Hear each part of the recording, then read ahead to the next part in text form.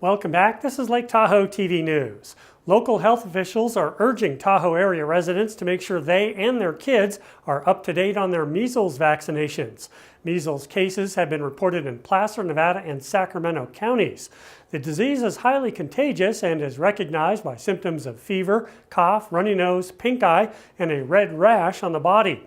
2 doses of the MMR vaccine are recommended. The Centers for Disease Control says the 2 doses of the vaccine is about 97% effective in preventing the disease. A local Forest Service firefighter was killed in a helicopter crash on March 27th, and the Lake Tahoe firefighting community is mourning his loss.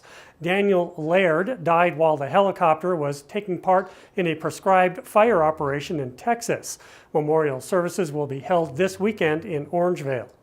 Earlier this week, I brought you a story about the Tahoe Regional Planning Agency considering deed restrictions on new residential construction allocations in an effort to curb the number of vacation home rentals and encourage housing for local families.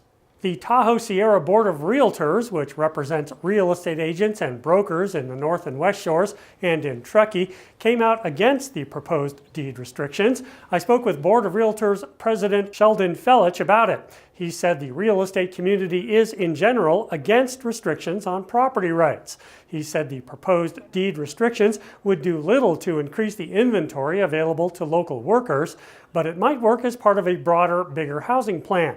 The community can voice its opinion at an upcoming TRPA meeting in South Lake Tahoe on April 24th. Truckee police say the man suspected of robbing the 7-Eleven store on Donner Pass Road on March 28th is still at large. The police released these new images of the suspect in the hopes someone might recognize him. He's described as a white male in his mid-20s to mid-30s, and he's about 5 foot 10 inches tall.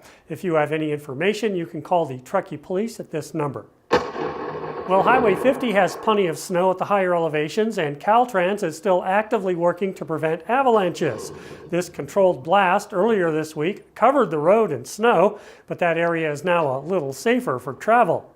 The confusion over the legality of owning high-capacity magazines for firearms in California just got a bit more complex. In 2016, voters approved Proposition 63, which banned those high-capacity magazines and compelled people that own them to destroy them, turn them into police agencies, or move them out of state. But for the last several years, that law was contested in the courts, with most people hazy on whether it was still legal to own them. Last week, on March 29th, a San Diego-based U.S. District Court decision ruled that Proposition 63 violated the Second Amendment and the government takings laws, which forbids the government from taking a citizen's property without just compensation.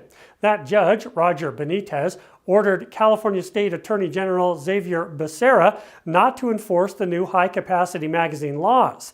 That ruling didn't last long, though. On April 1st, the Attorney General was awarded a stay on that judgment until the ruling is appealed in a higher court. So as of 5 p.m. on April 5th, Californians cannot buy, sell, import, or manufacture high-capacity magazines, but they can still possess and use them.